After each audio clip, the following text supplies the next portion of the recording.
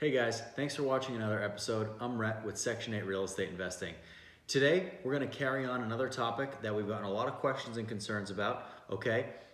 It is the importance of LLCs in real estate, okay? This is very important. It's important for the assets that you buy, and it's important for yourself, protecting you, the investor, and everything else that you have going on in your life, right?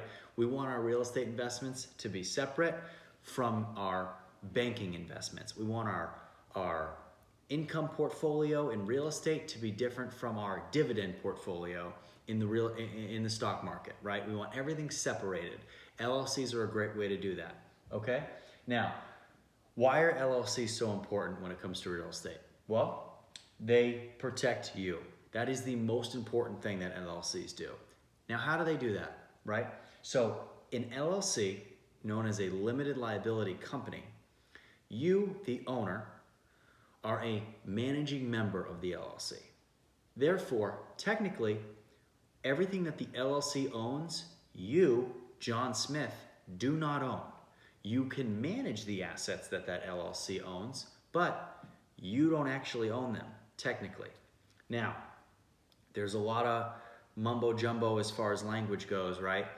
LLCs are what are known as pass-through entities. So what that means is tax-wise, whatever the LLC makes and you take from the LLC, you pay taxes on.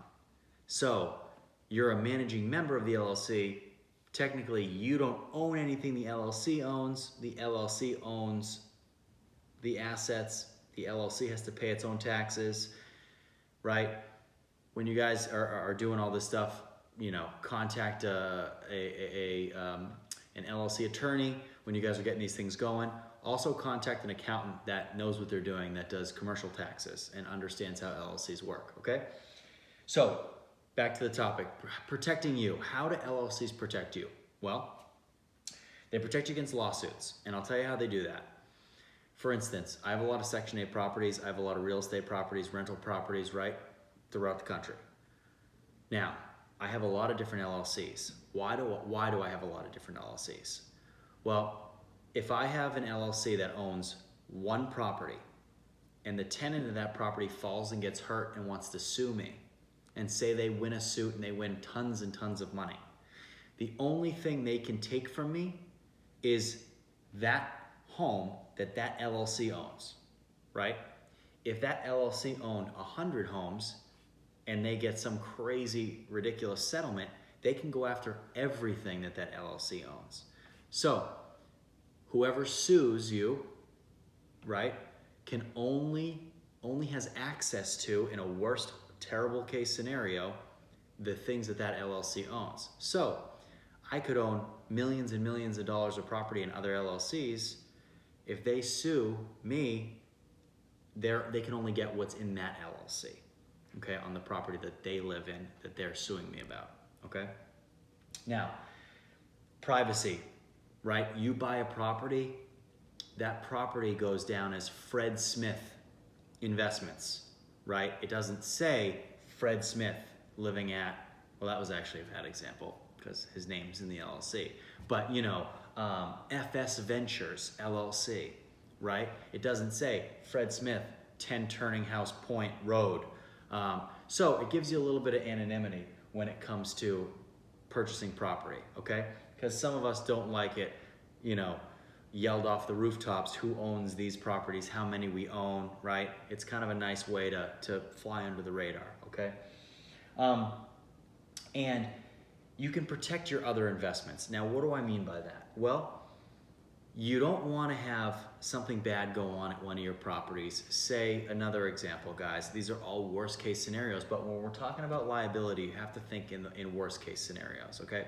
So for example, you have a contractor working at one of your properties, he doesn't have the correct insurance, he falls, he gets hurt, okay? He gets really badly hurt, and he comes after you. He says, well, you did this house was this, you did all this stuff, okay? Now, you don't want that contractor to have the ability to come after you and win a suit and take your car, the home you live in with your family, your stock market accounts, your bank accounts, right? You want to try and keep that stuff separate from everything you do business-wise. Now, if you have an LLC, right, FS Ventures, LLC, and you purchase a home that contractor's working in, and that home is owned by FS Ventures, LLC, that contractor who gets hurt sues FS Ventures, LLC, and because the only thing that LLC owns is that house, he can't get anything else that you own. Everything else you own is completely untouchable. Now, what's not untouchable is the things that LLC owns. So, if that LLC owns your personal car, if that LLC owns your personal house, all that stuff is up for grabs. None of that stuff is safe. So, in another video, we'll talk about how you kind of group these LLCs together and how you can totally limit your liability by separating your properties and LLCs to create a totally fortified unit to keep your investments safe, okay? Now, I've drawn out a diagram to explain to you guys kind of how that works, how LLCs can totally protect you and your investments. All right, so we have two LLCs here in diagram number 1. We have LLC number 1, LLC number 2, okay? Diagram 1, diagram 2. So, in both cases, Fred Smith owns 7 houses. So for now, I just want you guys to look up here. Fred decides in the first 2 houses he owns to put them under LLC number 1. That's what he names his LLC. Now, what Fred has just done is he has totally isolated house A and house B from everything else that he owns, okay? Fred loves how house A and house B are doing. He wants to buy 5 more rental properties. So he creates LLC number 2. Now, LLC number 2 buys house 1, 2, 3, 4, and 5. Now, LLC number 1 and LLC number 2 have the same managing member, which is Fred, but the assets are totally separate. What does that mean? Well, that means that if tenant in house A falls out of the window when she's doing laundry and sues Fred, all of Fred's other investment assets, Fred's personal house, Fred's bank account, and Fred's car, it's a terrible drawing, I'm sorry, are totally off limits, right? The only thing that's on the table are the things that LLC number 1 owns, which are, excuse me, house A, and house B. So, for instance, say the tenant in home number 4 gets hurt and goes after Fred. The only thing that tenant in home number 4 would have access to is these houses because they're all owned under the same LLC. Your liability is limited by what the LLC owns. Now, you know, we're talking worst case scenarios here too, guys.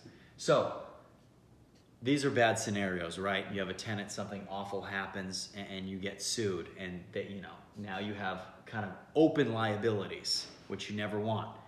Now, at least they're limited, right? LLC number 1 only owns 2 things. LLC 2 owns 5. That's a little bit more. That's kind of pushing it, right? For how many things you want one LLC to own. But that's better than having no LLC, okay? We're gonna run that same exact scenario, except for instance, this time Fred goes, I don't need an LLC. So Fred buys house A, B, 1, 2, 3, 4, and 5 as Fred Smith, no LLC. Fred also owns his house as Fred Smith, his bank accounts, and his car, okay? Now, the tenant in house number 5 tragically passes away in a fire, okay? The family goes after Fred. Maybe there weren't smoke detectors in the house that should have been, or maybe the sprinkler system wasn't updated. The alarm system wasn't hooked up. They're coming after Fred for wrongdoing.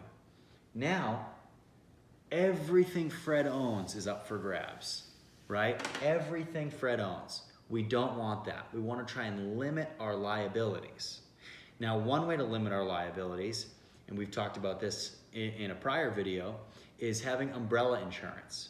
Now, what is umbrella insurance? Well, umbrella insurance is exactly what it sounds like. It is an umbrella, meaning whether you have one LLC, two LLCs, more LLCs, you get an umbrella coverage, which means you have every property you own is gonna have their own homeowner's insurance. They're all gonna have insurance, hopefully you guys better. Now, maybe that liability insurance only goes up to $300,000 per home, $400,000 per home, and you're getting sued for $1 million, right? If each one of these houses is only worth 200 grand and you have 200,000 in liability insurance and someone's suing you for $1 million, where's that other money gonna come from? It's gonna come from other assets that LLC owns. So how do we protect against that, okay? I'll tell you, it's umbrella insurance. What that is umbrella insurance is an overarching, like an umbrella, okay, cover of everything that those LLCs own. And what that does is that increases your liability up to a certain point, okay? Now, you can pay for however much insurance you want. Most typical coverages are $1 million, meaning for an incredibly affordable rate per month, we're talking $12 a month, $15 a month, $20 a month, you can add $1 million of extra insurance, meaning if house B and house A only have $250,000 liability homeowners insurance, with this umbrella policy, you add another $1 million. So everything in here has another $1 million. Now that's not totally guided straight towards real estate, because you can have personal umbrella insurance too. Say somebody's walking, running, you have a jogger running down the street and your dog attacks them and hurts them pretty badly, right? They're suing you for some crazy amount of money, $1 million, and your home liability coverage is only $400,000. Well, now it's $1.4 million, okay? So that's really, really good to look into for all of you guys, especially if you have rental units. You just wanna make sure you're always overinsured, especially when it comes to liability, okay? Guys, thanks for watching, appreciate it. Don't forget to subscribe to the channel and like this video and leave your questions and comments. I look forward to reading them, and have a good one. Thanks, guys.